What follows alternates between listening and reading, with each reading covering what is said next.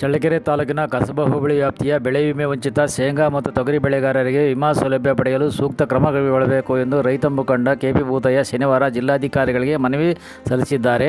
2023-24ನೇ ಸಾಲಿನಲ್ಲಿ ತೀವ್ರ ಅನಾವೃಷ್ಟಿ ಉಂಟಾಗಿ ಸಕಾಲಕ್ಕೆ ಸರಿಯಾಗಿ ಮಳೆ ಬೀಳದಿದ್ದರಿಂದ ಮುಂಗಾರು ಹಂಗಾಮಿನ ಮಳೆ ಆಶ್ರಿತ ಶೇಂಗಾ, ತೊಗರಿ ಮುಂತಾದ ಬೆಳೆಗಳು ಸಂಪೂರ್ಣ ವಿಫಲಗೊಂಡಿವೆ.